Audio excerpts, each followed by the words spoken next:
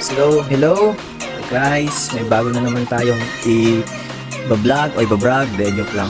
So bumili ako nitong bagong 5G Turbo Max Wi-Fi. As actually ano siya, modified version. So binili ko siya ganyan, may kasama na siyang 5G antenna. So I think malaking tulong yan para mag-boost yung 5G signal dito sa may area namin. So dito sa may Linville, meron naman ako nasasagap na 5G, but sa second floor. Pero dito sa may namin, sa may ground floor, medyo siya, putol-putol. So punta tayo sa may sa may settings. So dito tayo sa may settings ng smart 5G Max na Wi-Fi, bago. Actually, pagtingin ko sa may mismo homepage niya, ito agad bumungad sa akin. So sobrang lakas nung nasasagap na signal nung 5G compare sa 4G 4 signal lang. Pero kanina nag-boost ng 5 signal yung 4G. Pero masasabi ko talaga yung antenna na modified version ng na binili ko. Ang laking tulong nitong antenna na nabili ko. Kasi mapapansin nyo, talagang full yung 5G signal dito sa may area namin. Although kung titingnan ko sa cellphone ko, sa may Samsung tsaka sa may iPhone, nasa 2 bar lang yata yung 5G na nasasagap.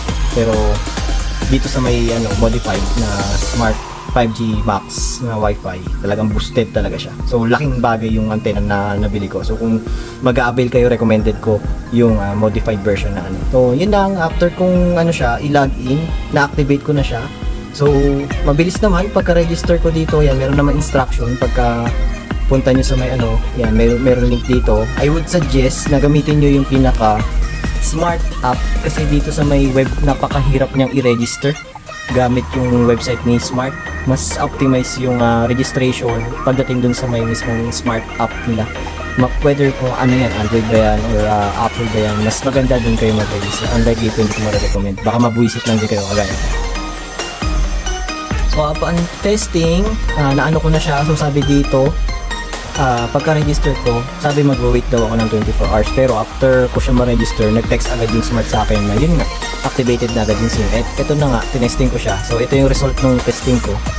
So yan siya, ganyan siya kabilis. So hindi ko ina-expect na lalagpas pa siya dun sa expectation ko. So ina-expect ko is nasa 100, 200 Mbps lang siya.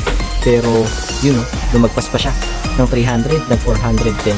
So plan ko talaga ba't ako bumili nitong Smart 5G na Max Wi-Fi is ito yung sisilbing backup internet namin dito sa bahay. So isi-set up ko siya ng failover. So ang pinaka main internet namin is si Converge.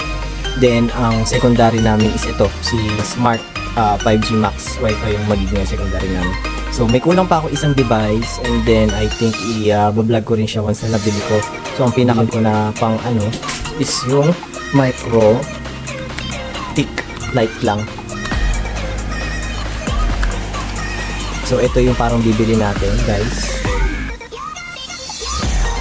So ito, configurable kasi ito, marirecommend ko to sa mga advanced user. Pwede mo kasi i-configure dito lahat na pwedeng mag-merge yung bandwidth ni Converge, bandwidth ni Smart Bro. For example, mayroon akong 200 Mbps ni Converge, and then may nasasagap akong 200 Mbps kay Smart, mag-merge yun. So ang total nun is 400 Mbps. And then meron din siya load balancing. So ang priority natin si Converge. And then ang mangyayari niyan kapag ang Converge natin is nag-down, ang Smart 5G Max natin yung shoulder o magsusupport dun sa internet natin. So ang plan ko talaga is walang interaction pagdating sa internet dito sa bahay. So dadaigin ko pa yung setup namin sa office.